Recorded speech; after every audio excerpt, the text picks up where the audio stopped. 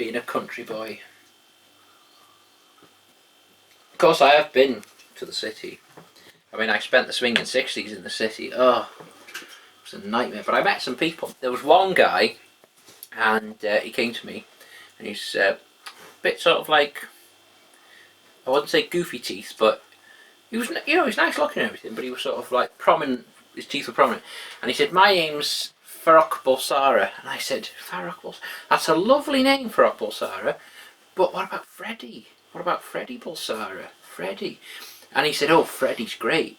I'm gonna call myself Freddie Bulsara from now on." And he did. And turns out, actually, he was in a band.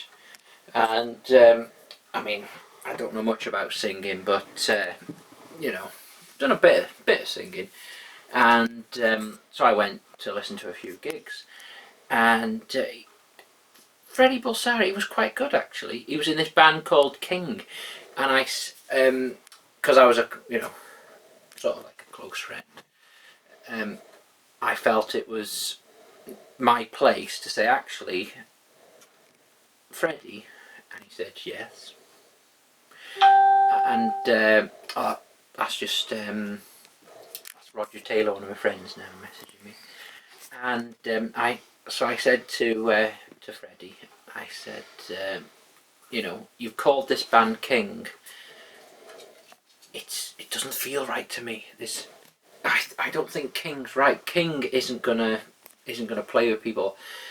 What about Queen? I turned it completely on its head. Queen is the opposite of King, isn't it? Queen is like cat and dog, rat and mouse.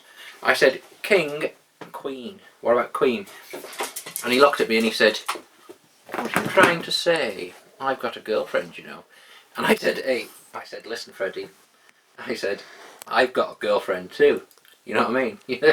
we all had girlfriends in the 60s. All sorts of things happened, you know. But no. So anyway, so that's that. And then I said, but I was listening to King, which I renamed Queen for him, and I said, listen, Freddie, you've got Roger Taylor, who's just messaged me now. He was a good dentist. He sorted my teeth out. You've got John Deacon, who was called Deacon John at the time. I said, that's got to go back. That's got to go back to your real name. You know, he was a good accountant. He sorted me out, actually. He told me where to invest my pocket money from my mum. Spent it on sweets. Anyway, so you've got them. But the guy with the curly hair, it's not working. I said, the guy with the curly hair, the guitarist, it's just, to me, it's unstately. You're called Queen now. I've sorted that out for you, and you're supposed to be all this, like, you know, like stately. You're gonna be somebody. You're gonna be something. But the guy with the curly hair looks scruffy. He looks more like a grungy type thing.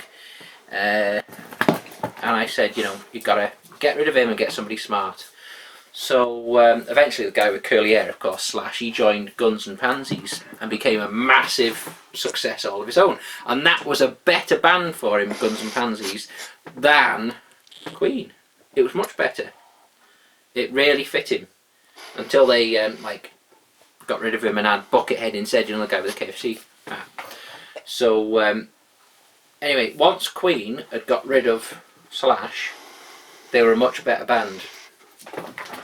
And, you know, not Nietzsche, but Time and David Attenborough and all those other people who are saving the world, Greta Thunberg and the Borrowers, all the people saving the world, keeping the paper clips and the elastic bands that the postman throw away, they all know the truth. And the truth is that Barry Gibb invented John Travolta.